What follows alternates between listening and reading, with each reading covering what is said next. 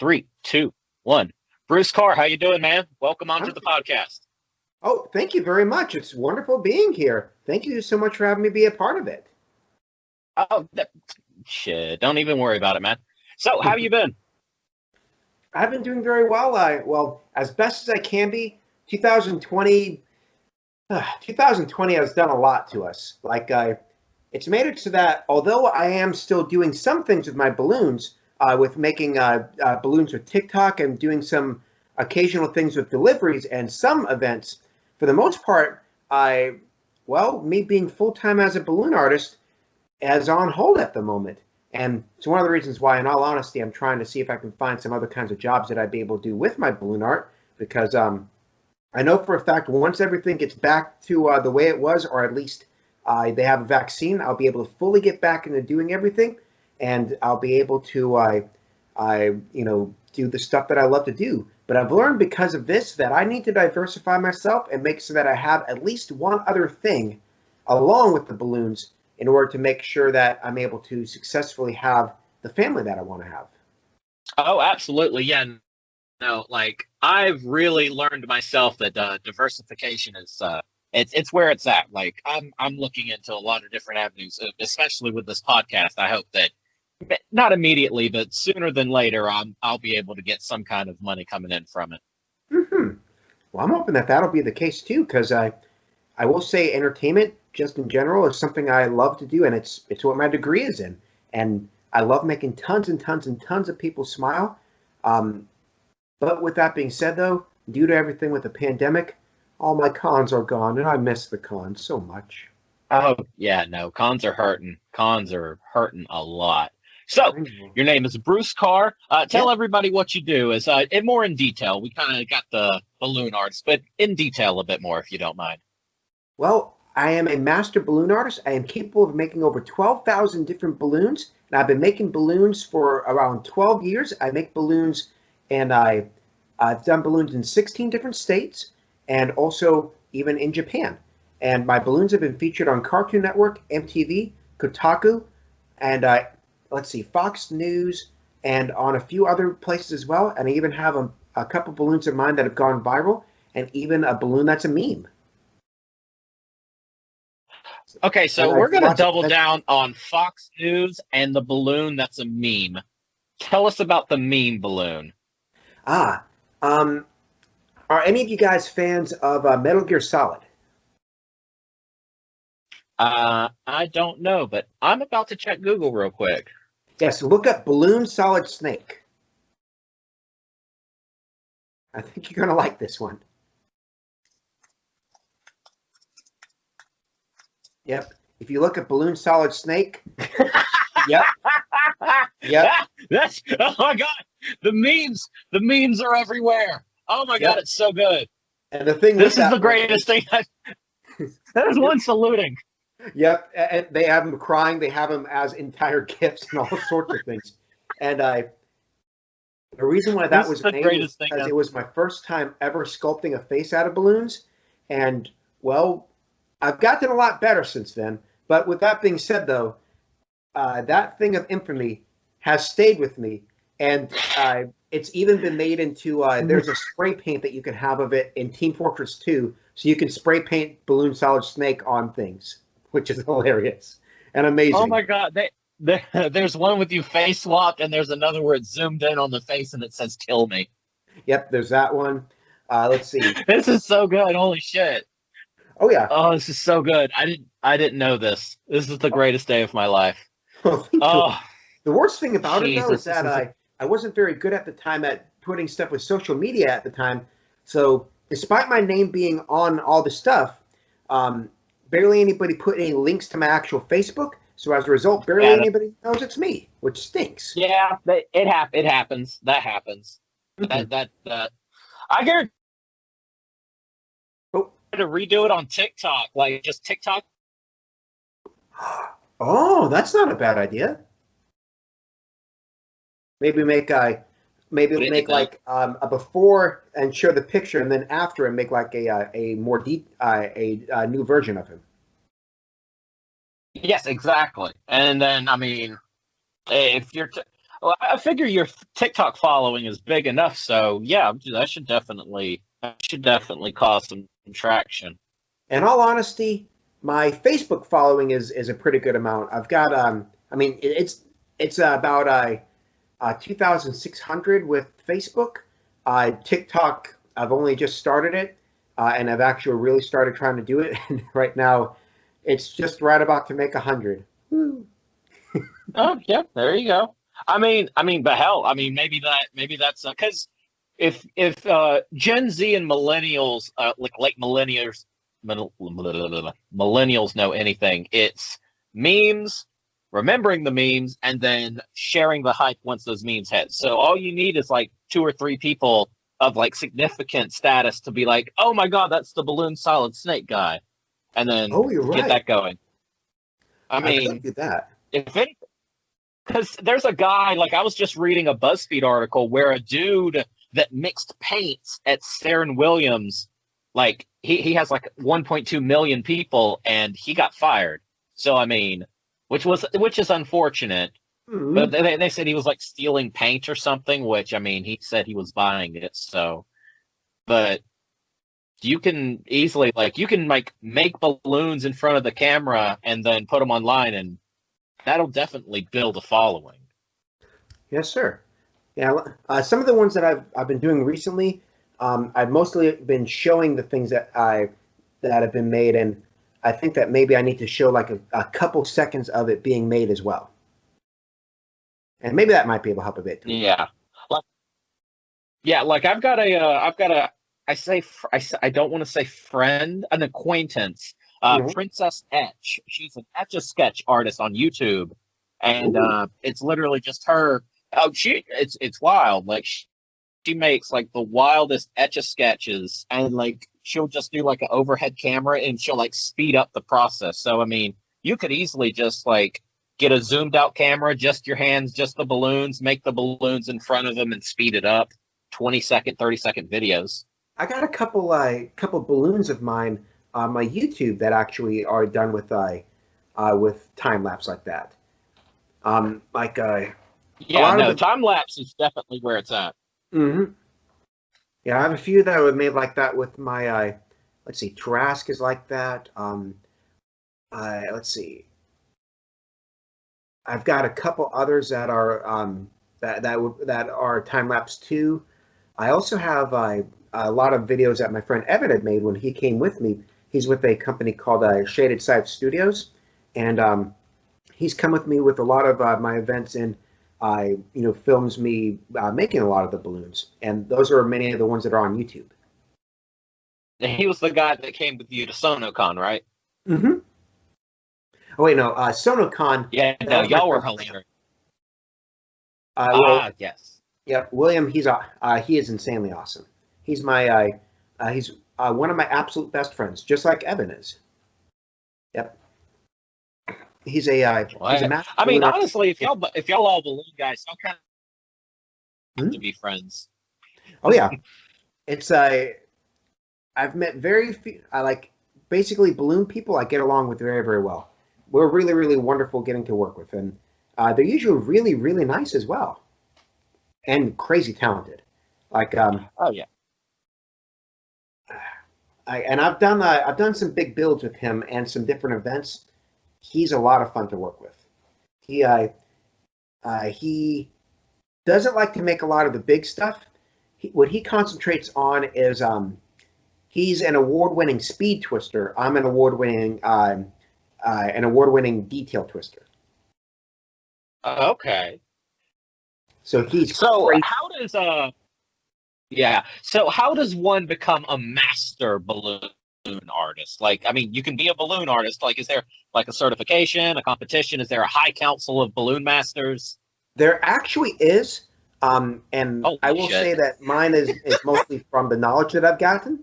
Um, but I've been thinking for the longest time of being able to finally go for my CBA, which is the Certified Balloon Artist. When you get that, that's when Qualitex, the number one balloon company in the world, has you go through a I think it's like about a 300-hour course And once you pass it, and once you pay your dues and everything, you are officially a one of the people that they say is guaranteed to be like one of their absolute top people. But usually they only do that for people who do round balloon sculpting. And I've been wanting to learn to do more stuff with that because, especially during the pandemic, not as many people have done the twisting that I do. They do more of the round sculpting. That's they call it like organic sculpting, or that's when they make them as small balloons and large balloons of different sizes. And there can be some pretty interesting sculpting done with it as well, but usually you have to have a lot of equipment to do it. But I have done some builds with those before, and they're really, really cool. Okay, that's interesting. In fact, So there's literally you're fine. So there's literally a Grand Master Balloon Artist title out there that is achievable. Yes, there is. That is hysterical. I love that. I love everything about that. Oh yeah, in fact, one of my mentors is actually one of those. That's fantastic. Like, because I was on a podcast with Rocky Head Homestead, and apparently they have something that's a Master Gardener and a Grandmaster Gardener, and I was like, oh, that's like, is there just like these Grandmasterships that I just have no idea? There's like these secret little cults of Grandmaster everything. Oh yeah, very much. It's fantastic, actually. Oh, by the way, So would you like to how- see? Oh, sorry, you first. Oh, no, go ahead. You're trying to demonstrate something, which is exactly what I was trying to jump into. Oh, most certainly. Would you like to see what I made yesterday? Yes, I would. By any chance, are you a fan of One Piece, or have heard of One Piece? Oh, everybody's heard of One Piece, and I love it.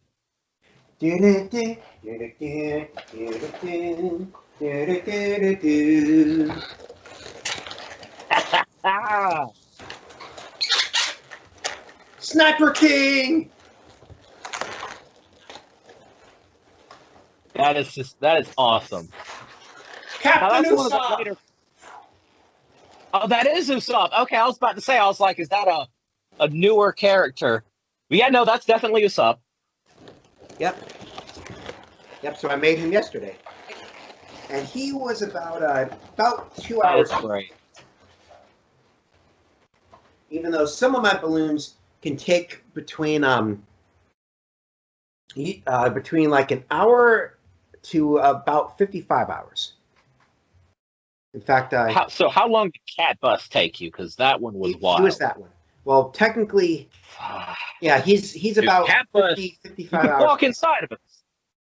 Yep, he's one that you can walk inside of him like you.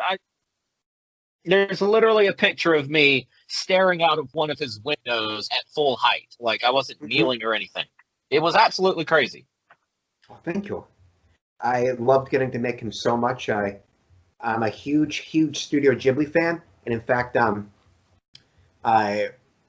last year something that I made that was a Studio Ghibli balloon as well was. Did you see the one that I made with Balloon Haku from Spirited Away?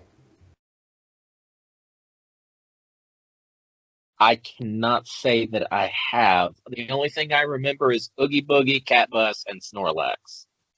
Oh yeah, I'll definitely say I did enjoy making Snorlax and a special Oogie Boogie.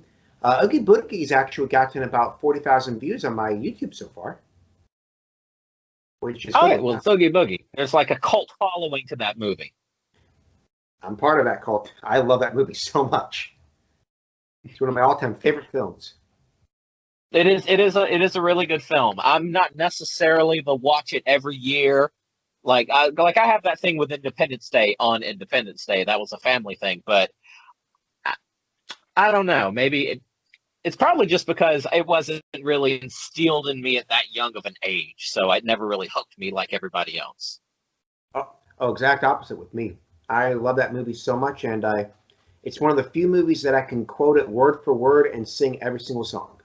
In fact, since I'm also a singing artist. What was that again, sir? Oh wow! So how old were you when you first watched Nightmare Before Christmas? Let's see. I think I was 8 or 9 when I watched it first time. which is crazy Oh thinking no, about. well then that's it. Like I was 18 when I watched it. So I mean, no, that's exactly your age is exactly when you start when that like the hooks sink into you. Like 19, 18, 19, it's like eh. Hmm. Well, I will say a little bit older than that was how I ended up having my hook of being a brony. My wifey and I are like we're both a brony and a Pegasister, with the My Little Pony fandom. But with that being said, though, even though I'm definitely still a fan because of me actually having some friends that have become like one of two of my groomsmen were actually people that I met because of the brony fandom, and a couple of my biggest balloons were actually done because of me making them for stuff with My Little Pony, and also even with me being sponsored by Qualitex was because of a My Little Pony convention. But with that being said, though, it's nowhere near at the level that it had been. I am still a fan, but nowhere near the same level because of the fandom dying down a lot, and Yeah, also I because noticed like I you first, never sorry. really understood it. I know you're fine. I never really understood it because it is a very seemingly targeted show. But then once I was shown one of the better episodes, the writing is unnecessarily good. Like weird, like it's weird that they could throw that kind of money into a writing staff.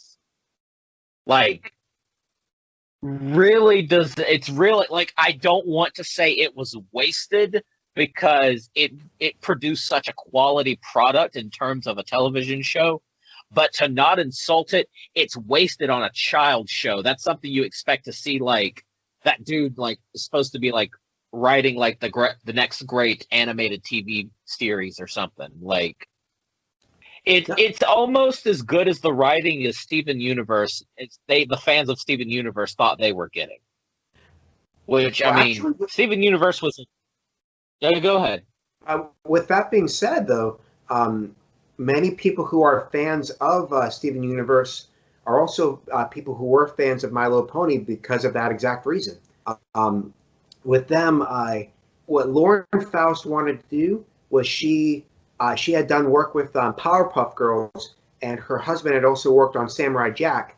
And since she had been a fan of My Little Pony when she was younger, but then looked at all the dialogue, and she's like, why did I like I could see me liking these ponies, but this is some awful dialogue. And let me see if I can fix that. And so that's actually one of the reasons why the writing is so good is because she decided with her writing staff to make it so that each character had a very distinct personality and a writing style that truly fit them. Even though I will honestly say, though, some writers are better than others. Oh, definitely. No hesitation. Like, and again, I'll reiterate, it was unsettling how good some of the writing was. Mm-hmm. Like, now even as somebody like I myself did not want to start it front to back because I'm already obsessed with like 90 TV shows. Like I will easily grab like stick my hand into a fishbowl of like ping pong balls and be like, okay, looks like we're restarting Dexter for the 15th time and just yeah, oh yeah. No, it's wild. So as someone who is a master balloon artist and someone who could easily, in my opinion, become that grandmaster balloon artist just off the results that I've seen you on on your creations, Mm-hmm.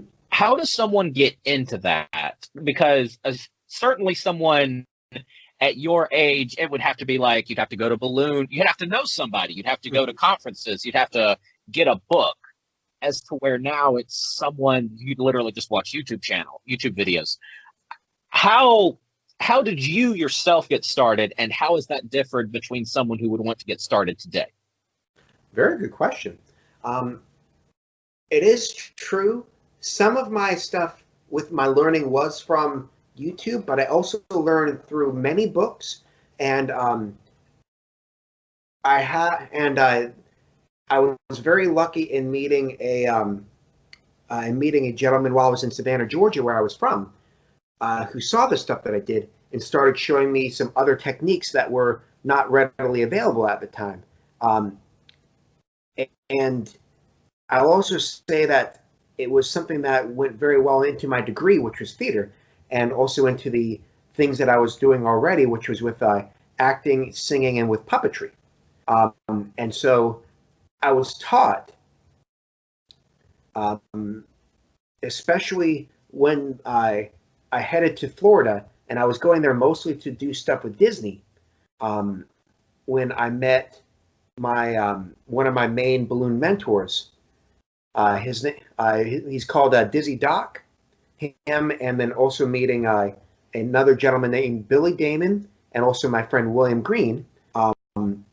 They're the ones who taught me different aspects of the ballooning, and especially taught me that in order to be truly good with it, and in order to actually make it so that you can become full-time with it, which I was for about 6 years, but I've been doing it for 12 years.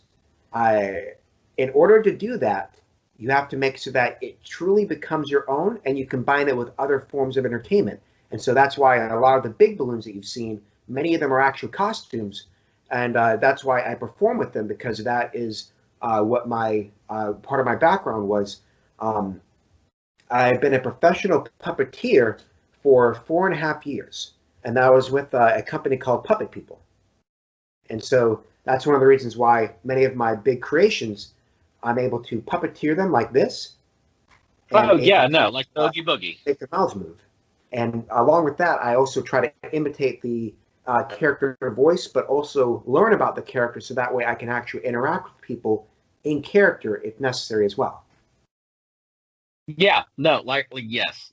That's a great way to put it, because you're taking a lot of these different aspects and combining them into one thing to make a experience that nobody would really think about doing to begin with. Mm-hmm. Oh, and to answer the other part of the question, it is much easier now to get started into learning, because when the pandemic happened, there was definitely a lot of different ways to be able to learn balloon art on YouTube, but certain techniques, they made it so that you could only learn them from masters at the balloon artist conventions. And I've gone to several of them, and I even taught at one too. But with that being said, though, when this happened with the pandemic, it was decided by the balloon art community that we would actually make a way that we would actually put up a lot of the more difficult techniques and be able to teach them that way, because of everything happened. That's what we did as a community to make it so that it would be easier for people to be able to get into the ballooning. And I'll definitely say that it is really cool getting to see that had happened. It's one of the reasons why I was able to learn a technique called balloon distortion, which is awesome, but takes a long time to do.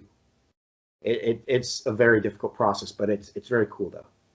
But okay, well, I kind of figured. I mean, yeah, even with the pandemic happening or not happening, a lot of these more secretive art forms, I feel, are definitely, the gatekeeping is definitely kind of fading from view more than it used to be. Very much so. You are very much able to learn it, but you also have to have the right mindset for it too, because for the most part, whenever I did stuff at restaurants, I was doing it for tips. And yes, you want to be able to get the money, but the main reason to do it would be to make people smile. And that's one of the things that usually whenever you go to a conference that they would be looking for, the masters would be looking for, do you have the skills to learn? And, and are you doing it for the right reason? That's what they would be looking for. Yes, definitely. And so is that because I mean, not to because I kind of feel this statement would belittle it before I'm able to clarify, but balloon artistry doesn't really seem like a career that's super duper profitable. Now, I may be mistaken as someone who is completely ignorant of the working of balloon arts, but is there literally someone that can just come into the scene and be like, I don't care about the people, I don't care about the smiles, I'm just here to make money? Like, is there that much money for a person to be able to come in there with that type of attitude? Yes and no, because it is possible, and keyword being possible, to make between 40 and up to $500,000 a year as a balloon artist. And when I say that, now the top tier, when it's that high, that's an exceedingly small group of individuals. Yeah, And like that's because they are the very rare people who are in the full party circuit, where they go from one big event to the other, and where they would have clients like doing stuff for like the family of like Madonna or somebody like that, and they would be ones who would charge up to $10,000 or more for their art. Like especially if they're making like the big, massive things that require teams of people to do. That's when they would do that. But with that being said, though, that kind is also a very small percentage. But yes, it is possible with the money for it to be able to do so. But with that being said, though, it's also being a balloon artist is very seasonal with the money. You either make insane amounts of money, or you barely pay rent, and that's how I've been for the longest time.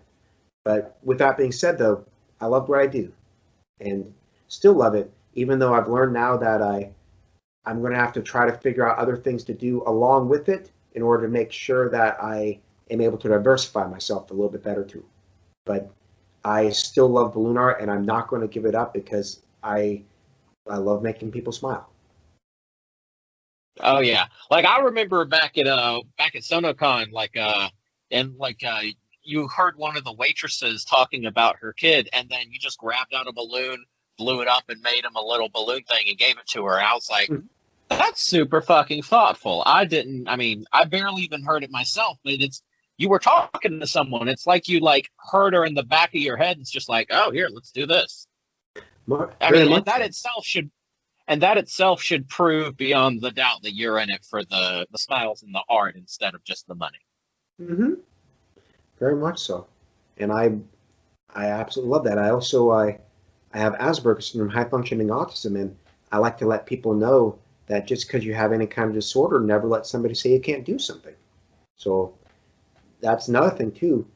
This gave me the opportunity to be able to speak in front of people, which is often very difficult sometimes for me because also of Asperger's, because you have often the difficulty of understanding people's facial expressions and body language with it. But I will say that this has made it so that it's a little bit easier for me to understand, but I still get confused every once in a while too. Yeah. I mean, you'd never know it talking to you. You seem like a Well, very thank you. adept person as far as body language and facial expressions, and especially with all the time you spend with customers, you definitely get your practice in. Very much so. And I've learned to be able to find like different ways of being able to interact with people despite various kinds of interest. Although I will say, although I'm not a big fan of football, I have had to learn at least little bits and pieces here and there to make it so that I'm still able to have conversations with people about it. Especially with my wife's dad. He's a mega nerd, but he's also a big fan of these guys too. Yeah. Yeah, whenever someone asks me anything about football, I'm just like, yeah, whatever. What team are we rooting for? Because I'll just run with you on that. I don't really care. I'm good with whatever you're good with. Football. Yeah, it's sports. I don't even go that far. I'm just sports. Whatever sports. Mm-hmm. One of the only ones I actually genuinely follow, although I hadn't really followed it as much with the American version, although I'm starting to finally get back into it, is Ninja Warrior. Have you ever heard of that? Oh yeah, that show is awesome. I like that show. Oh yeah, and the original one that was in Japan was amazing, absolutely amazing. Japan, like they go over the top for damn near anything they do. Yes, they do. In fact, I'll say, in all honesty, my wife and I went there for our honeymoon, and we love Japan in every imaginable way. And the stuff that they show, whenever people go to Japan, it's very true, but also different at the same time. The people in Japan, uh, they're extraordinarily thoughtful of everybody else around them. It's one of the reasons why they're so keen on making sure that everything is the way that it is, because since there's such limited space, especially in Tokyo, they always want you to be mindful of everybody, and why they want you to learn about these things called dames.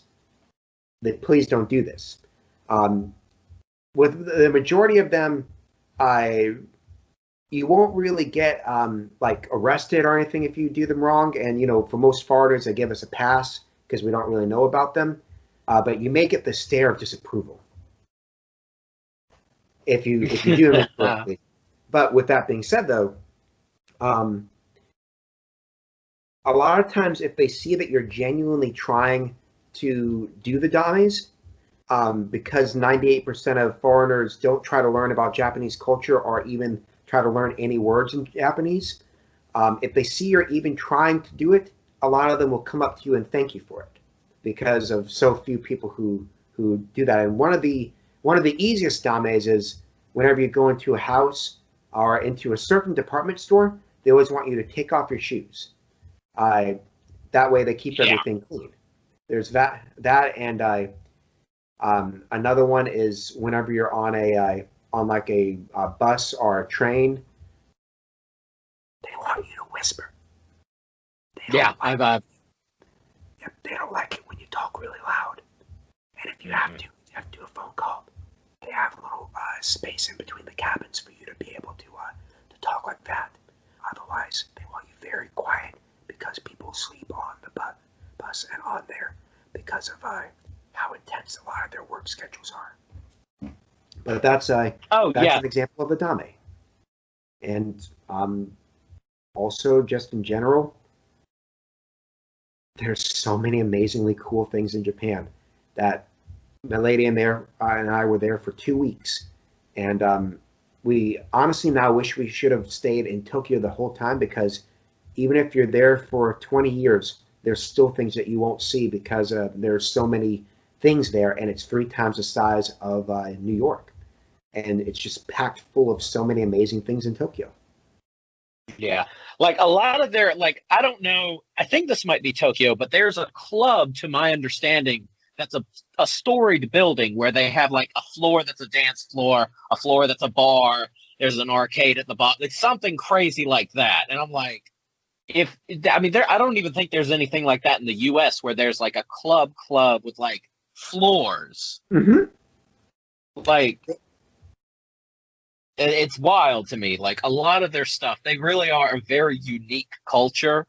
And I actually knew about the dames as far as keeping quiet on the bus, and what was the other one? There was the bus, and then there was the shoes. Shoes. Yes, no, definitely the shoes. They also have a lot of what is it, like, they don't use trash a lot. Like they have a lot of reusable items, because and even if they do produce a small amount of trash, they put it in their pocket and put it back in their own house, because they don't even have trash cans on the side of the road, just so they can like support that. Just don't make any trash. That is very true. That in fact, the trash cans that they do have, the big secret is most of them are right by their vending machines, and Japan has the most vending machines of any country, period. They have them either at the vending machines or at their convenience stores, and they do that because they're exceedingly keen on making sure that everything is very, very clean. Like we're amazed by the only place that we actually saw any trash anywhere two places. Was one in Shibuya, and that's because after about 11 o'clock, all the garbage people have gone away, and then so in certain sections, these massive piles of trash will pile up because of the sheer number of people who are there. But then by 4 o'clock in the morning, it's all gone because they have such good people about making sure everything's clean. But because that rule is very much keen there, they want to make sure everything is as clean as possible. Because they want to make sure that everybody who is there, they do their best to be nice to them and have them have the best day that they possibly can have. But with that being said, though, yes, they are crazy clean, and very very appreciative of when you take the time to try to learn things. And they're also it is true. A lot of people say that they work crazy amounts of hours. They do, but they're usually rewarded whenever they do insane amounts of hours by being given more time off in order to do so. That's why they have festivals every weekend. Yeah, and there's also like this practice of falling asleep.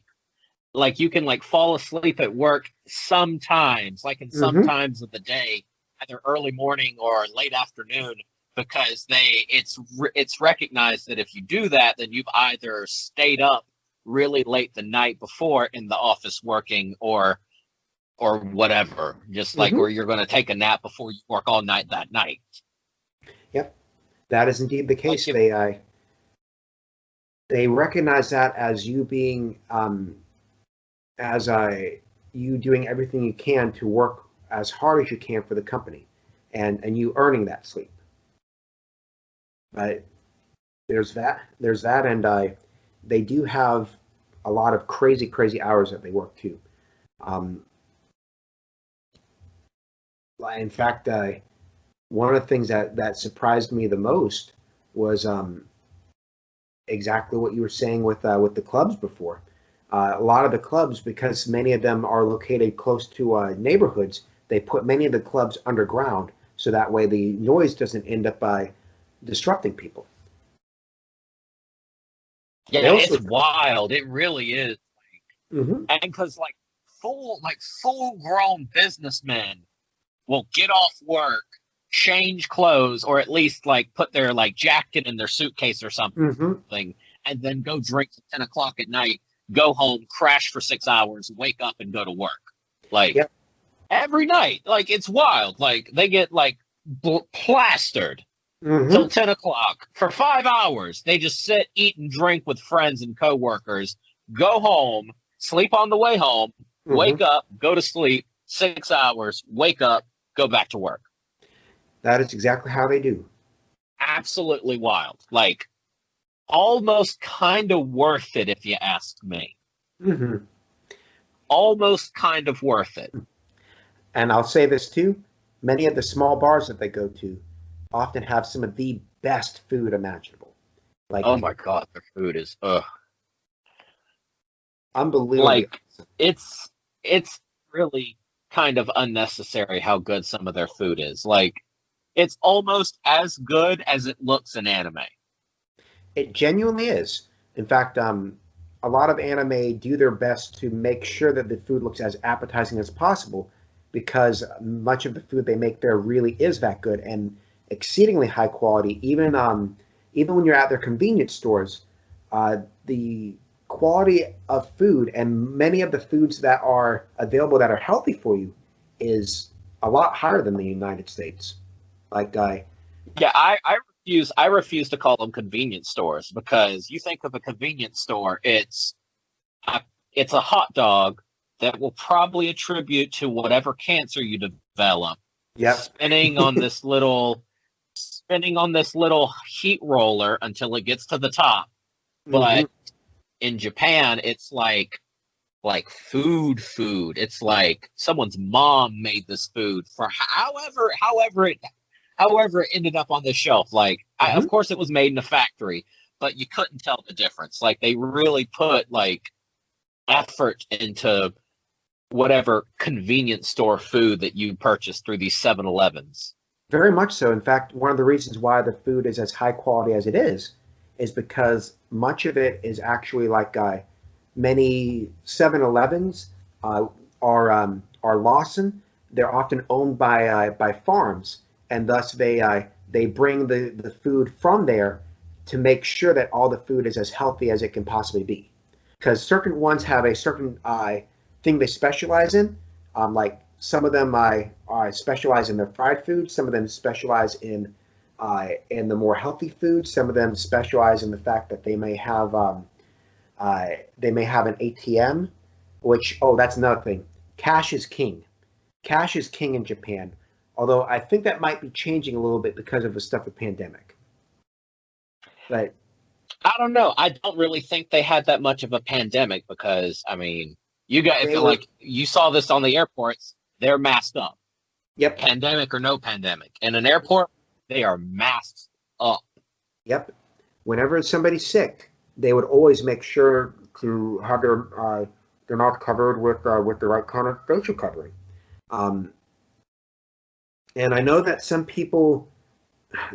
some people who do not like the stuff with the mask, but I feel like it is necessary, especially like if I was able to do more stuff like with Japan and make sure to have the mask like that. That is one of the things that has helped make so that the spread of the virus there was nowhere near at the level that it had been here, and that's with them. Yeah. But I'll also say this too.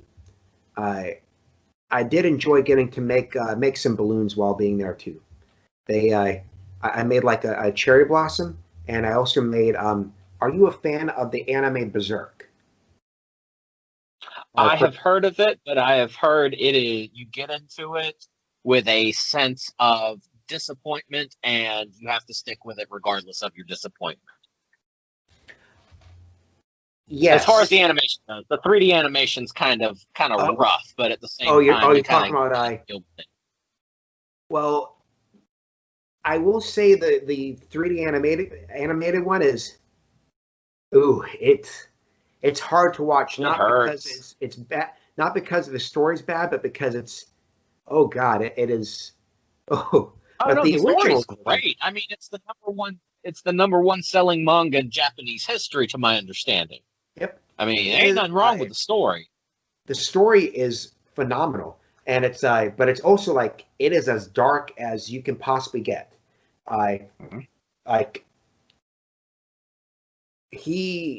There is so much that Guts went through as a kid, and all the stuff that he continues to go through as an adult as well.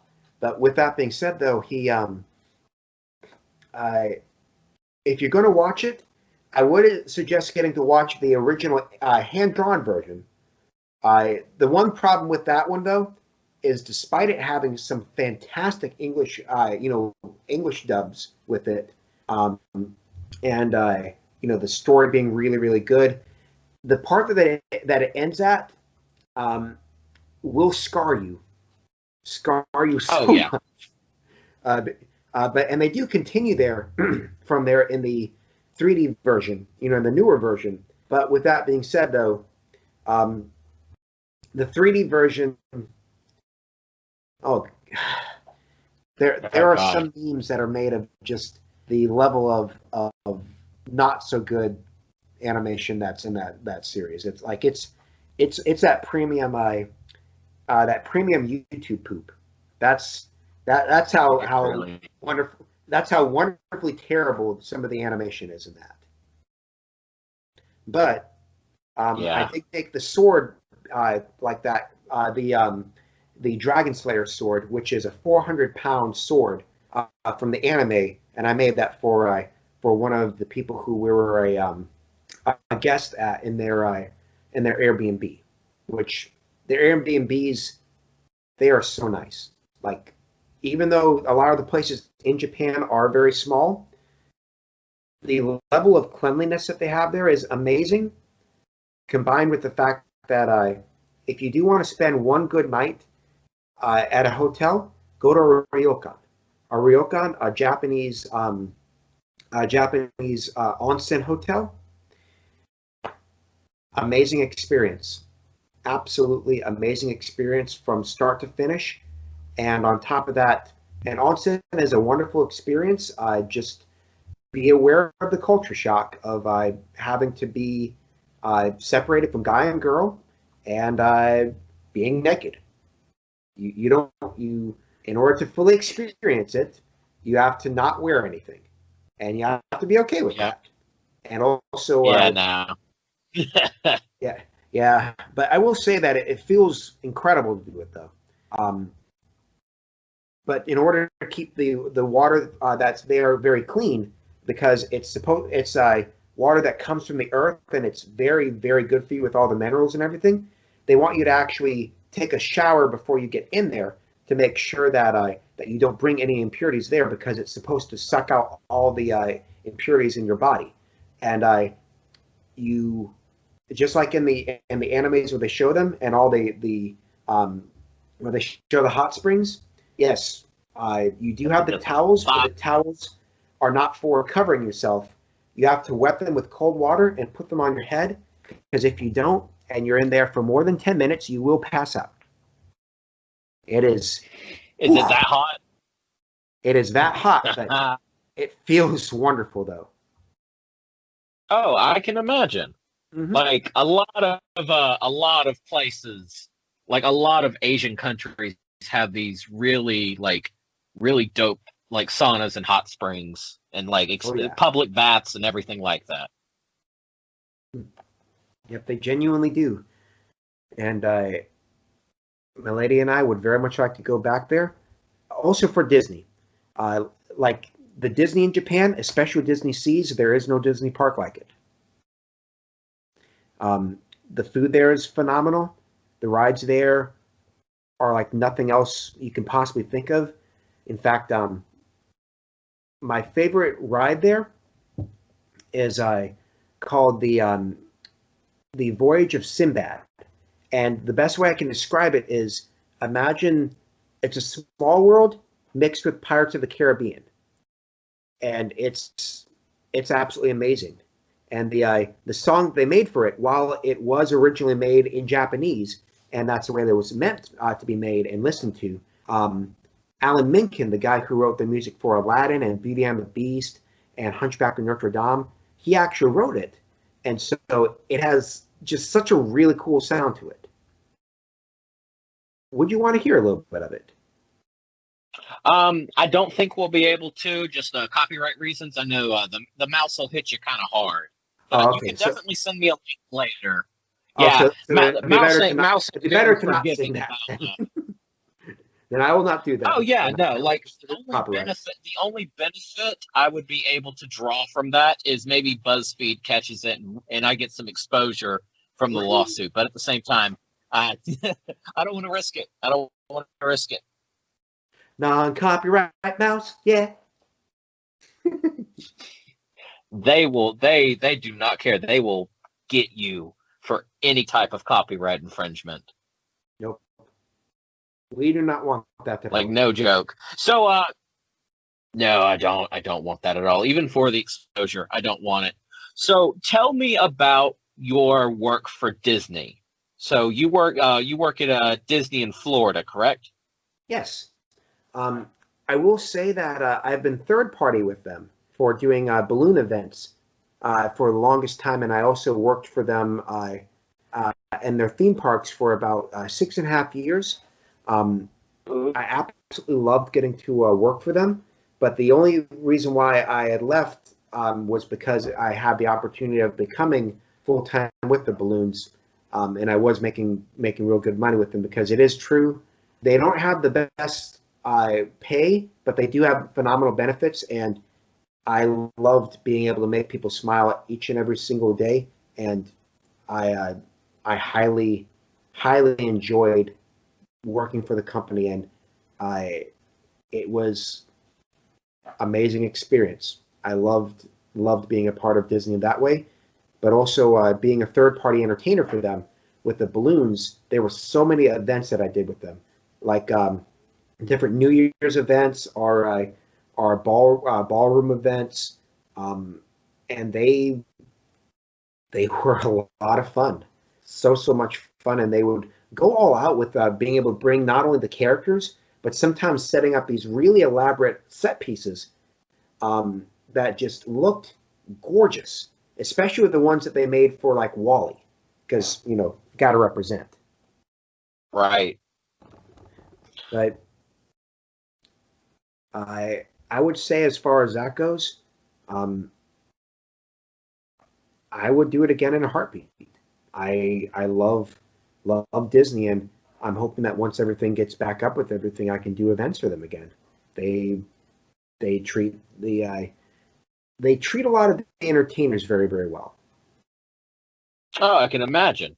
Mm-hmm. So, what is so I can think of almost every high schooler's dream is, for some, is to become a cast member over at Disney, as far as like maybe you dress up as the Little Mermaid or Cinderella, Sleeping Beauty. So how, to your knowledge, if you have any, how does one enter that field? Is it I can assume it's very competitive. It's very competitive, lots of auditions. In fact, the way that I got into it, even third party, was even I will say I achieved my dream of being an entertainer for Disney, but in a very roundabout way. I auditioned for them for 3.5 years and was constantly put into their character pool, which means oh, you're definitely good enough to be one of our entertainers. But sadly, for one reason or another, you weren't the exact right thing we're looking for, but you still passed the audition. So you're going to wait in this list here for about 6 months, and then if we have a need for you, we'll be calling you right up. But after 6 months, if we don't end up calling you up, you have to audition again. So that's oh my God, I couldn't be stuck in limbo like that. Yep. So that was and that pretty much necessitates that you have to be born in Florida, or you have to be currently living in Florida, because you can't be like California, New York City, Alabama, Texas, and then just apply there, fly over there, maybe stay with a cousin or Airbnb, and then hopefully get called back. Because if you're not hired on the spot, it'd be very hard to just be there. So you have to move and live in Florida. Yes. Or you have to move and live in California or in New York, because they do have certain segments of it. But if you want to be in Disney World or in Disneyland, yes, you have to do that. And with that being said, though, too, I will take something to say. They do take good care of their entertainers, but it is also exceedingly unfortunate to see what has happened to them lately because of them laying off a lot of their live performers because of everything, which made me really, really sad. Because they have been they are hurting because of everything that happened. Oh yeah, no, Corona has really because how I understand it is, a lot of these corporations and companies really kind of they wanted to build their business credit. So for any reason they had to get money, they would take out loans, and then they would, I don't know, whatever kind of tax benefits those would give them. So they have those guaranteed, you have to pay this monthly. And I'm sure a lot of these businesses are like, well, as long as we make 10% profit, 20% profit per month after all expenses are paid, we can operate as a business, because those cash profits can go to the down payments of anything else we need. So unless you're a company like Apple that has the cash vault to buy Nike and anyone else that they want to, they have to make money at a perceived amount, or they start running into trouble. And that's a lot of how these companies got into some dire straits with this pandemic. Yes, especially because Disney made a move last year with the buying of Fox. Oh yeah, they did. Yeah. Them buying the $70 billion company, which I'm still not sure if that was the right idea, because it actually upset a lot of fans, because especially with them buying Fox, they bought The Simpsons, and The Simpsons forever have hated on Disney, and Oh now yeah. they own Oh it. yeah. So Yeah, no. I guarantee that's why they bought them. It's like we're tired of these fucking Disney jokes. Y'all about to put up or shut up. mhm. Oh And yeah, unfortunately they had to shut up. I even like the Disney Plus commercial. They had the whole Simpson family out there. yep. Homer's like, "You're gonna put on that nose, bitch." He's like, "I'm not putting on the nose." And and Daddy Disney's out there. It's like, no, you gonna put on the nose. Yep, I It love was that great. one so much. Oh, that was hysterical. And I like how they brought Animaniacs back. I'm actually gonna start watching that as soon as we're done. I'm super And even excited. in the beginning, they're like, and even in the announcement trailer, they're like, unfortunately, in this day and age, we're all just succumb to reruns because we have no originality and no we're just sad, sullen creatures. And then they're like, on that note, Animaniacs is rebooted, and I was just Yeah, like, see what you did there. I love that so much. Like Oh, it was great. I've seen some of the previews for it, and it looks so incredibly funny. The writing is wonderful, and the fact they were able to get back the original cast is amazing. Oh my God, it's so good. Yep, It is so good. that's another thing that I do miss about the cons is a lot of the big balloons that I would make would often be based off of whoever is a guest at a convention. Yes. Even though I will say one of the things that I did that was interesting about being at SonoCon was that it was based off of a vote by different people. So they wanted to Yes. see Oogie Boogie and they wanted to see Cat Bus. Yeah. But usually at most of the cons, it would be based off of whoever is one of the main guests who's there. So like at Tupelo Con and at MobyCon and almost at MegaCon, which I'm going to be finally getting. I feel like I can finally get back into asking about this stuff for next year with MegaCon. You know, hopefully if some of the pandemic stuff clears up a little bit. But I was going to be a guest with them this year with making the four hobbits out of balloons, and it would have been awesome. Yes. That But would have been fantastic. but I love getting to meet a lot of the different guests who are there because many of them are just some of the most awesome people imaginable. Like Mr. John Rice John Rice Davis, he Almorger, that gentleman is so incredibly not just nice, but um, I was amazed by the fact that he what's it called I was amazed by the fact that he actually had uh, this massive line of people, but every single person he treated truly as an individual, and was just wonderful throughout. And I learned so much about him. I He loved the balloons that I made. Especially I made a giant Gimli, which is kind of ironic because he's a dwarf. Yeah. And then I also found out that he truly hates camels. Well, not so much he hates camels, a particular camel. All the stuff that happens in Indiana Jones with that camel is real. That camel hated him with a passion. And so a lot of times whenever he That's funny. signs the autograph with Indiana Jones, he always talks about the camels. You do not trust the camels. Yep, like there's These him. camels over here. Oh yeah, there's a lot of awesome people that I've gotten to meet, and I well, like another one that I really liked getting to meet was Matthew Mercer. With Attack on Titan. Also getting to meet. I've met a lot of voice actors.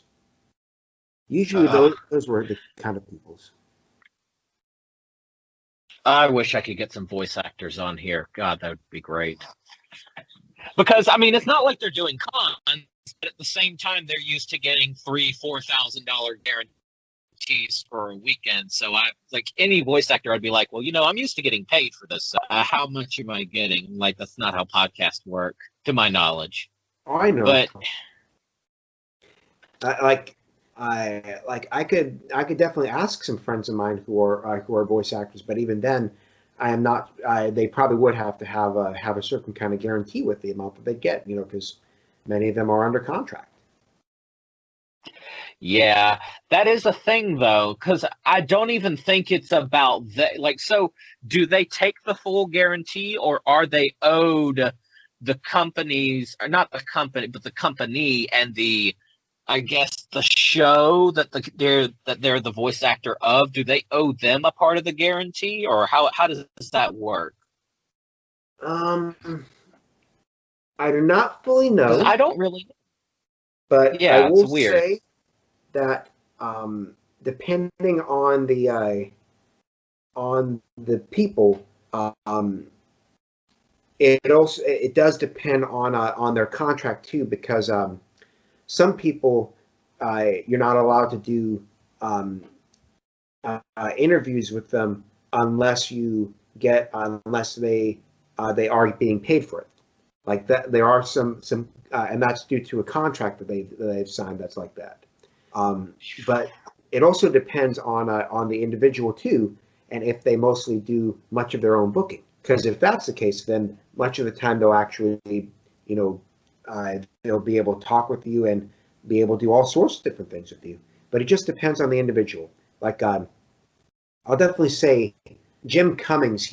I was surprised that he was able to do as much as he did when I talked with him. Considering that he's Winnie the Pooh and Tigger, and Ray Ray the Firefly, Darkwing Duck, Hondo Onaka, Jim Cummings Senpai, dab for you. Yeah, he really is an accomplished voice actor. Like there's not a lot that he doesn't have his fingers in. But he was also one of the older generations of voice acting back when it wasn't really taken as seriously, and they didn't really know what they had. They thought they just had a voice actor. They didn't think, oh, people would pay to see the person and get an autograph. Like I don't think they were really like looking out for that, because like musicians, you can get them on a concert. 1,000 teenage girls will run to a mall to see him for a weekend, but nobody really thought about that with voice actors, I would assume, initially. But then once it started popping at San Diego, they're like, we need to throw that in the contracts. Yep, I'll actually say part of the history of that too is that it was Mel Blanc who actually officially made it so that voice actors were recognized. Do you know who he is? I do not. Go ahead and let me know. Enlighten me. Mel Blanc is known as the man of 1,000 voices. He was every single Looney Tune, with the exception of Granny. Every single Looney Tune was him. And before he came about, there were definitely voice actors, but because they did not think of them as important as like the main actors, often they would not even credit them.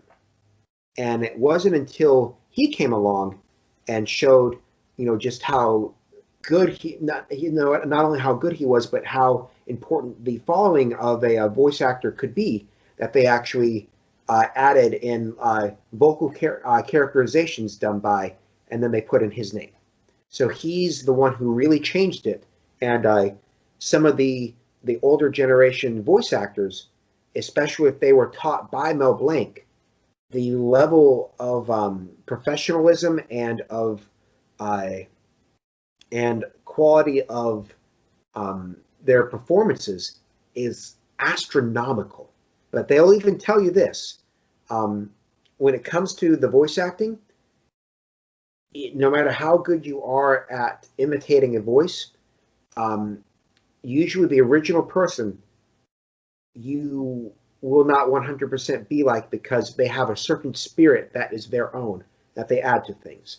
Like, there have been lots of people who have done stuff with like Mark Hamill for being the Joker, but only Mark Hamill's can Oh do yeah. the Joker the way that he does. Oh yeah. No, there's only one Joker as far as animation or like not an actual person. You can revamp the Joker all you want, but as an animated character, there's only one Joker. Mm-hmm.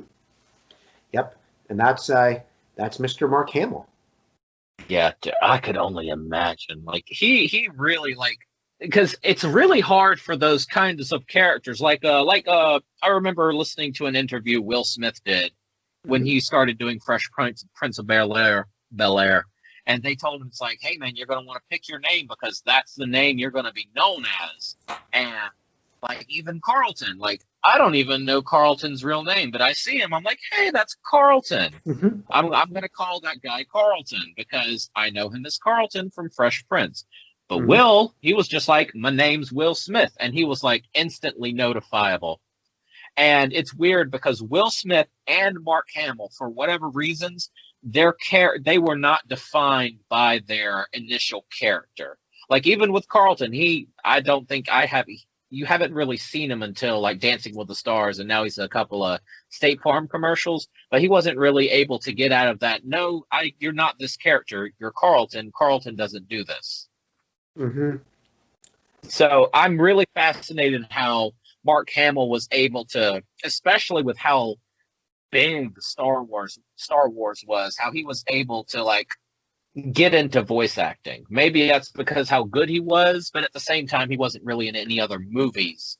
But that's where Will Smith would be like, I'm in everything now. That is indeed the case. He actually did voice acting to make himself different from a lot of the people with Star Wars. Um, and I've been told, and I'm hoping that this is correct. Do not quote me if this is incorrect, but I've been told that That's there okay, was some. nobody cares. Okay, all right.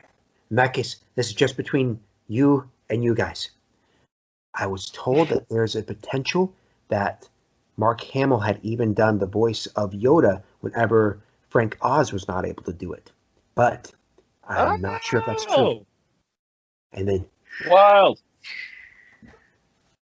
Yeah, that's just our secret, guys. exactly. But yeah, That's fantastic. did. So, Oh, sorry about you first. yeah, yeah, go ahead. No, go ahead, dude. I cut you off. Go for Let's see. Well, rock, paper, scissors for it. All right, all right. paper. Damn. Paper? Both paper. Okay. 1, 2, 3. Oh, You got me. I got Dang. you. All right then. You got me. Then I'll just say this thing here too. A lot of people don't realize how much certain voice actors and certain actors actually can affect them, and so whenever you do get to meet a lot of them, they especially if they're genuinely like really really out to be able to make you smile, you feel it, and they can create a wonderful experience with you. They really can. There is absolutely no question about that. Mm-hmm. There's a lot of different voice actors and characters that those voice actors portray that they really do have a significant impact on your life. Like that's without hesitation. Like you can say that without any hesitation. Mm-hmm. I 100% agree. It's one of the reasons why meeting Jim Cummings was one of my absolute favorite moments ever, and one of the only really really good highlights of this year. Even though I will say, one of the things that I did like about this year was being able to spend more time with my wifey. Yeah, a lot of people have. So, have y'all done any type of home improvement? I've realized that a lot of people have jumped up on home improvement during the pandemic. Yes and no. In fact, in all honesty, due to everything that happened with the pandemic, it's and our goal of making so that we're able to put a down payment on a house, in all honesty, we are actually, and this is the first time this has happened to me in the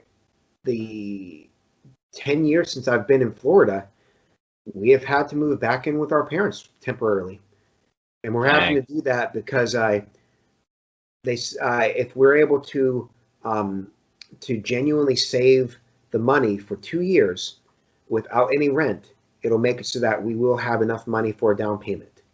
But with that being said, though, with me not having as much stuff that I've been doing, stuff that I've been doing lately, the amounts of money that I've been getting has not been anywhere near the amount that I had done before. But I am still doing so.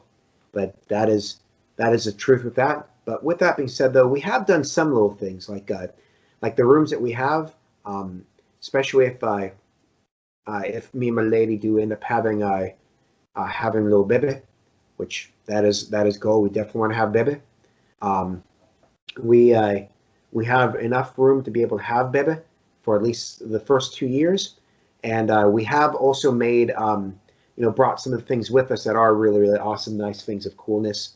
Like in our room, we have a large silhouette of Aladdin and Jasmine that we have hanging up, and we have a couple other cool things from our wedding too. That's really nice. So Florida living must be weird. Like I always hear people like wanting to buy houses in Florida, and I'm really apprehensive about that. It's like it would be very easy for a hurricane just to be like, that's a nice house. It's a shame you don't have it anymore. Like, is that something that is that different in some places? Because I feel like that entire state is just one big hurricane accident waiting to happen. Where we were living before at our apartment, and all the houses in that area, which is one of the reasons why we've been wanting to get to why once we've saved up enough money, we'll be trying to move back to that area. But Clermont, Florida, is one of the few places that it's not impossible, but it's very, very difficult for Clermont to flood because they have something that I'm going to tell you about that I like almost nowhere else in Florida has. I'm going to zoom in again. In Clermont, Florida, they have a magical thing called hills. Almost all of the rest of Florida is very flat, but they have hills in Clermont. Yes. And the hills are what keep everything safe. So what's the elevation of those hills? What was it again? What are so when you say hills, like my family lives on a hill. It's about I think it takes us about 20 to 30 feet above normal, like your average land level. Like it's a hill.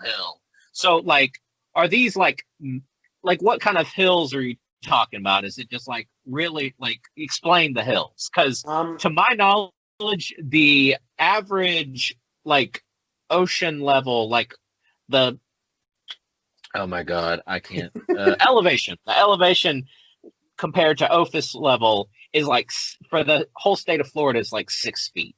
So that's one of the main issues they have with like global warming and stuff. They're like the second that stuff is 6 feet, we lose the state of Florida. So is that different there where y'all were? It is, but only slightly. Like they're not big hills, but they're hills that were just enough to be able to do stuff like they actually have a lot of orange trees there, and they have a lot of sections there where the hills can keep them up just enough to be safer in that area. And in fact, let's see, in that area as well, and also a little bit further away in Winter Haven, which has some sections of hills there too. That's where a place called Bok Tower is. And Bok Tower, they call it the American Taj Mahal. It's gorgeous area there.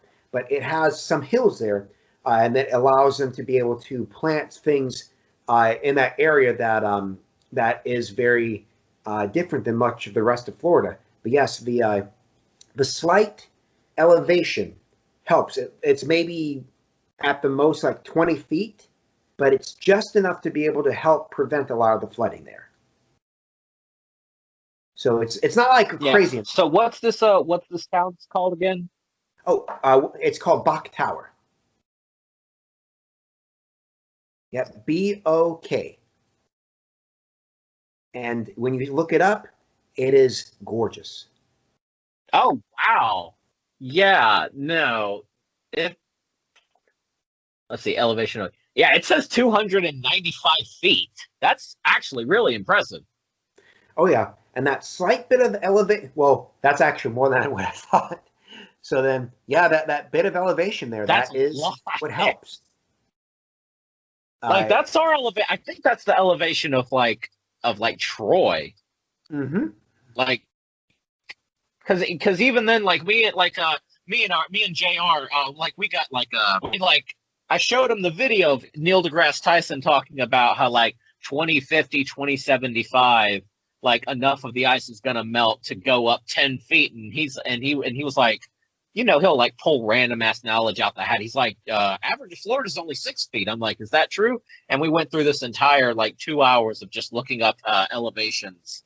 And I think Troy, Alabama is around 219, because that would be absolutely wild just having like this island of Florida. Okay, no, 541. But 295 that's actually kind of impressive. Mm-hmm. Oh yeah. And it's one of the things that makes Bok Tower stick out. But also that area is just gorgeous in general. Like, it's one of the things that I really like with them is they have daily what are they called? It's a type of organ that I forgot the exact name of it, but they actually have daily concerts that they would do. That's with the organ player who's there, and it echoes through the tower, and it is so beautiful and so serene. Like, wow! And also the fish. I love the fish there because they look at you, they see you reach in for your coin, they see you turn the coin machine, get the fish food. They're all waiting, and then you just toss it, and they all jump out of the water for their food. That's hysterical. Now, you're talking about wanting to diversify your income, and also talking about buying a house. Mm-hmm. I would recommend, and this is something that I've heard a lot of people talking about wanting to do, I would recommend buying or building. I don't know if y'all want to buy or build, or even renovate a single family home into a duplex, to where you can essentially rent out the second house to the amount of what your rent would be, or what your mortgage would be, and then their rent would pay off the mortgage, and then y'all have to cover like electricity, insurance, HOA fees, anything like that. And I mean, there you go. And once this Corona and everything is over, and you get your balloon business up and going again, and you just you can smack off that mortgage with any excess balloon money, and then you still have somebody renting out that half of the duplex. Oh. And even then you could jump over to another duplex, rent out the old half you was living in. Now you've got two renters with a third renter in your new duplex, and just keep jumping from there. Oh. In fact, I'm spinning. That makes me happy. Yeah. Blew your mind right there. You did blow my mind. Like, I might actually ask my lady about that. I mean, you'll have smaller living quarters, but if it's just you, your wife, and a baby, it's not like y'all have to have like a giant house. You could buy a 3,000 square foot house, wall that bitch down the middle, put two separate doors, and have two 1,500 square foot, make it a duplex. I mean, which I say that 3,000 square feet's a big ass house, especially in Florida. So you may not want to go that crazy. That's true. That's a big house. That's a big old house. I know that my friend Sal did something. Your uncle has What was that again? Yeah, and your uncle has electric. I said, and your uncle's electrician, so you got some. And to my knowledge, that's what you said. You was working with your uncle as an electrician, so Yes, you and got the that's the reason why electricity. You could earlier today find I some hurt my plumbing. back a bit, uh, which was not so good. Yeah, drywall is easy. Don't let anybody lie to you. Drywall is easy. It's Hmm. simple. It ain't hard. That's Drywall's awesome. the only thing that was not so hard was well, what I was really difficult was crawling underneath the house. It Oh my god. simultaneously was a lot of fun, but also ow, because Oh yeah, about no, your 12 years shoulder. ago I was in a huge car accident that made it so that I got 3 compression fractures, and even to this day, I still have stuff with my back, and that's the thing that aggravated it from doing this multiple days. Today, my back just went nope, nope, nope, nope, Nope. nope, nope, nope, nope, nope, and then that's what happened. That's Yeah. what happened to my back today. Dang, It got me on the nope train. that's crazy, man. That's gotta suck.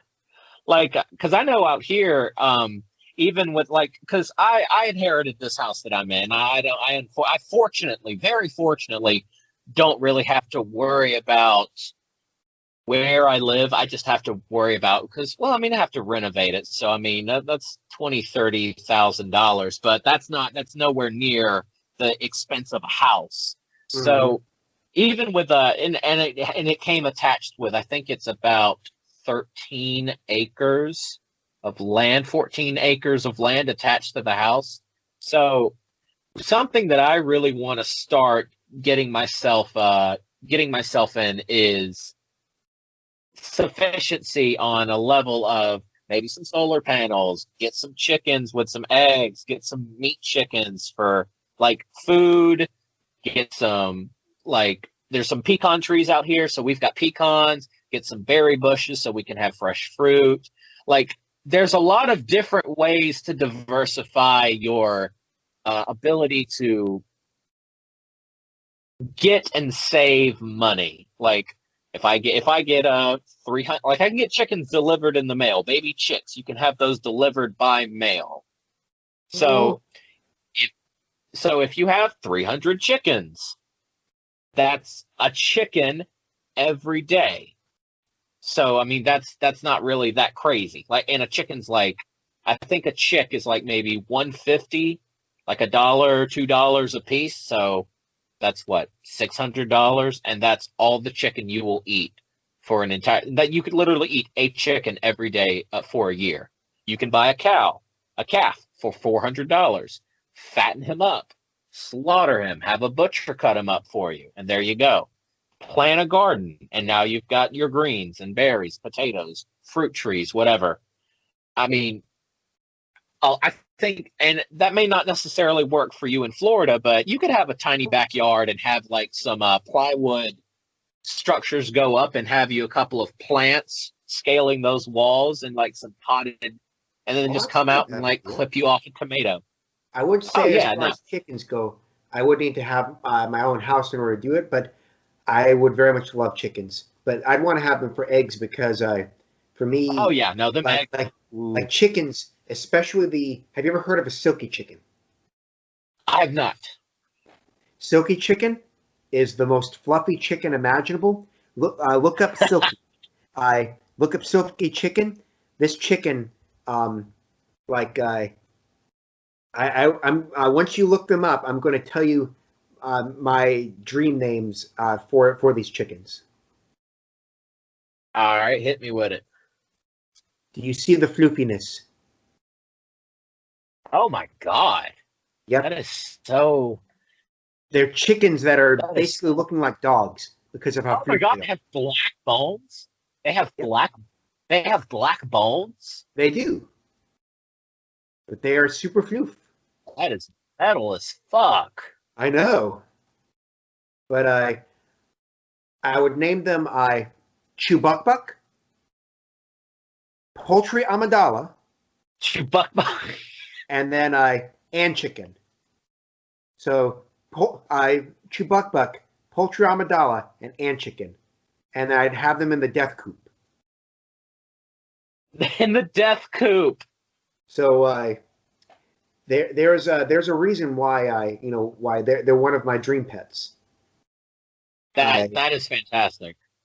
Although my lady thankfully is not allergic to them. She's very allergic to many animals, but she's not allergic to chickens. And those and one of the other ones that we thought about were pigs, because she thinks that they're adorable, and she's not allergic to them either. But many dogs, cats, gerbils, anything with fur, she is very much allergic to.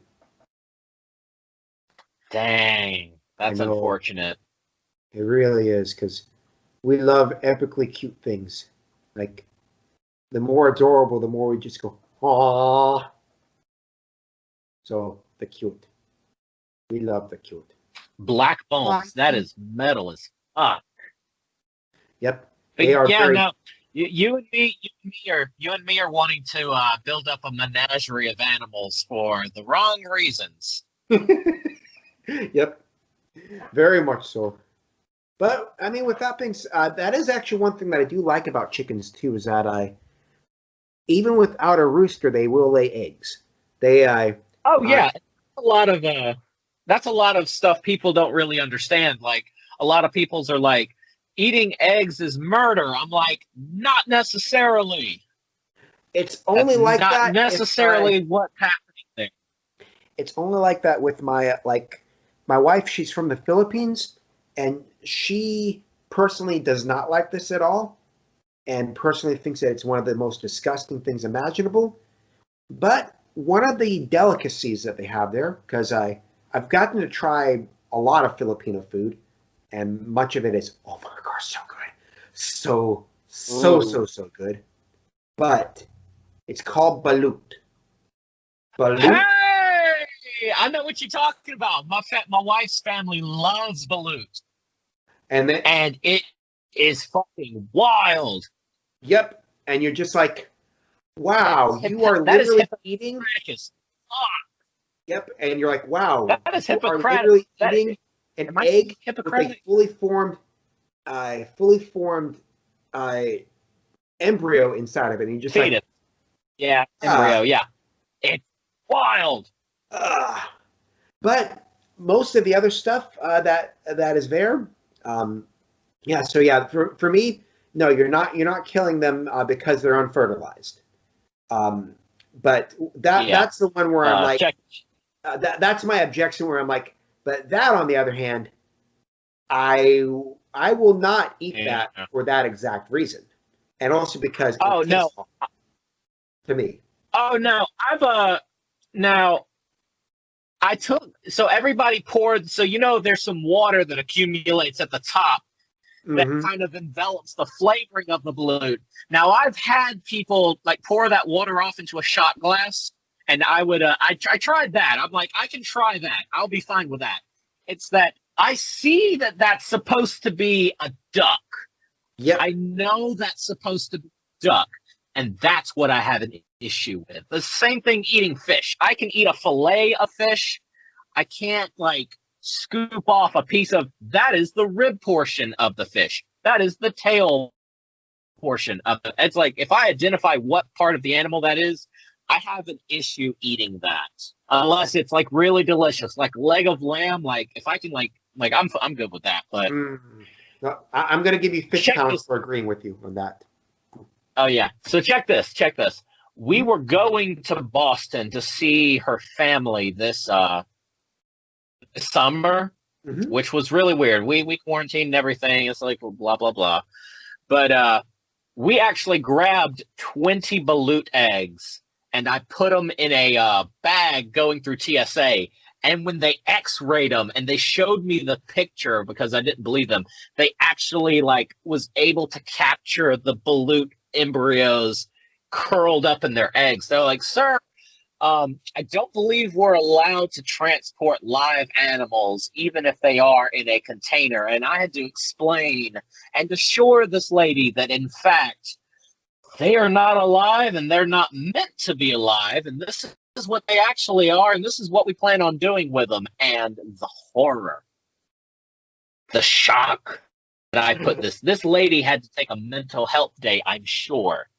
And I couldn't just grab my wife and be like, see, Vietnamese, Southeast Asians, like, you can believe that. I'm a white dude carrying around eggs. Like, the weirdest thing that could possibly, like, no one believes that some random ass white dude in Atlanta airport is carrying around 20 fetal duck eggs for consumption. Like, it took a lot to convince them. Like, I had to look it up on my phone. It's like, see, look, this is pictures of people eating balut. Here's a picture of me and my wife. She is Asian. The people you saw in the video, Asian. There's my connection. I'm not a crazy person. Mm-hmm. It was absolutely crazy. I'll definitely say that was one thing that I'm very, very glad, like that was one culture shock that I remember that my lady had told me about. I think the biggest culture shock that I've ever had, well, one of them was in Japan, despite the fact they're as clean as they are, with there being almost no soaps in any bathroom, and they actually want you to carry hand sanitizer with you at all times, or they use what's it called? They use handkerchiefs for mostly wiping your hands as much as you can. Not for like blowing your nose. In fact, blowing your nose is one of their dames. They actually prefer for you to sneeze and then wipe it off with something later than to blow your nose on something. But it's like, you will suffer. I don't want that. No, my biggest culture shock was seeing some friends of mine, like with my dad, some friends of his who were from Mexico, killing a goat, and seeing that, I remember my little brother at the time, like, crying because of them killing the goat, but then crying later because of the food being there not being any more goat left because it was so delicious. Yeah, it's funny how that happens. So my biggest culture shock was, and I don't know if you've ever been introduced to this. I know it's really popular in the Philippines as well. Mm-hmm. Durian. What is durian? It is a demonic hell fruit that God himself decided, I'm going to fuck with whatever culture decides to adopt this. I have seen durian before. That big massive melon thing that looks like it's weird. It is very. It has spikes. Yeah, it's a spiky fruit. Yeah. So my mother-in-law, and I haven't been to Vietnam, unfortunately. I plan changing that. We plan on changing that soon. She was cutting up a durian for the Tet holiday for the Lunar New Year festival, and she had to take the knife and she cut down on it. She hit it so hard it gashed her palm open right here, because it's literally a giant prismed triangle of just sharp fruit. Like, it gashed her thumb open, like the padding of thumb on this area. Like, they're not allowed in airports. Yeah, no, she's fine. It's a cut. It's a tiny cut. She'll live. But the smell of the fruit, I remember when they had one in Boston and they cut it open, I was not able to go back into the house. Like, me and the Korean boyfriend of one of her cousins, she's dating a Korean, the room had to be cleared. It was an ungodly smell that you love it or you hate it. And I remember even he was talking about how one day they brought a durian in the house and he woke up to the smell of it and thought the gas was leaking in the house. All right. Well, hey, man, look, it was great having you on. Sorry about the internet connections, but I guess that's the universe telling us it's time to end this shindig. It's great talking to you, man. It was wonderful talking with you as well, and I gotta say, I had a wonderful time getting to discuss everything. And I will say that I'm hoping that I will still be able to get to do one of the big goals that I was wanting to do before all the stuff with the pandemic happened. But this Oh, what also was that? depends on the next couple of years with the saving of money and how everything goes.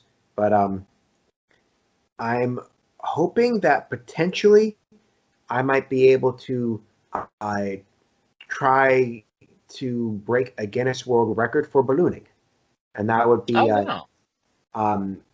I want to be able to make the world's largest balloon costume, balloon cosplay. Oh, But that's dope. Make a with that Gundam. being said, though, um, uh, my my big plan for it did not come to be because of all the stuff of this year, which stunk. Yeah. But at the same time, though, I'm hopeful that in the next couple of years I will be able to get to do. So what would be the qualifications for what would be like what's the record to be, and how would you be able to make, like, what restrictions would they put on you for making this balloons costume? One of the restrictions for it would be I would have to count exactly how many balloons I use, Okay. um, and it would also have to make sure that it is fully able to be moved by one or two people. One or two people. Okay. And and it has to definitely be approved by somebody to actually see what it looks like when it's done. And it is true. There are ways of being able to do Guinness World Record and have it be free, but it just takes forever for them to even get to you. But then when you pay Right. for it, it's a lot of money. But then you're guaranteed to have somebody look at it, and it takes less time for them to be able to decide whether or not you've broken the record or not. Okay. Okay. So how big would it have to be? Height and width. Um, to break the record, it would have to be well, the current one that they haven't discussed if this one has broken it yet, but the one that was the current was about 8 feet tall, and it Oh, was a dang. Pikachu. I know, but that one, there was one that was bigger than that they haven't discussed if it's been accepted, and that one was 13 and a half feet tall, and then uh, and then I think 7 or 8 feet wide, and it was a minion, which Uh, I'm like. okay. So what I would want to do, if possible, would be making like a large dragon.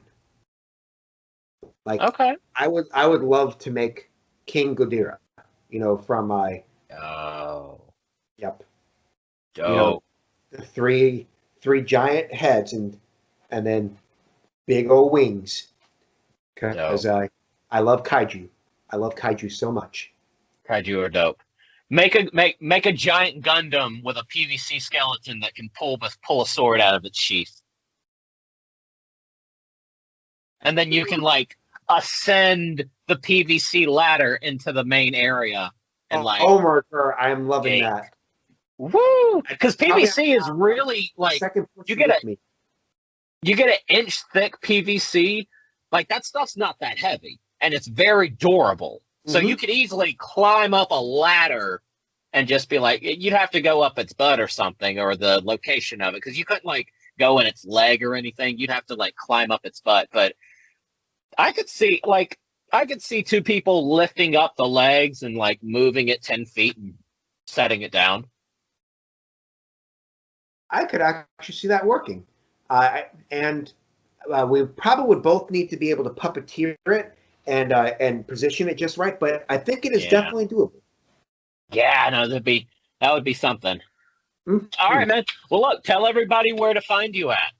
Most certainly. Facebook, Instagram, TikTok, all those good You can places. find me with just for all of those by typing in "No Ordinary Balloon Man" with Facebook, YouTube, Instagram. Twitter is you can still find me if you put in "Ordinary Balloon Man," but it'll come up as Balloon Otaku. But Hey. But if you do it with No Ordinary Balloon Man, you'll find me with that, and even TikTok as well. Even though a lot less people on the TikTok, but with that being said, though, I'm trying to change that. But I'm hoping that you guys indeed have an excellent and a wonderful day today. And on top of that, well, just know that you guys are insanely awesome, and whatever is your goal that you want to be able to do, you can achieve it. And I hope you guys have an excellent and a wonderful day. And fish pounds to you. Well, I said fish. Oh. I like fish, but fist pounds. Fish pounds. Definitely, Yes. man. All right. Well, I'll talk to you later, man. Have a good one. See you, Most everybody. certainly. Bye, everybody.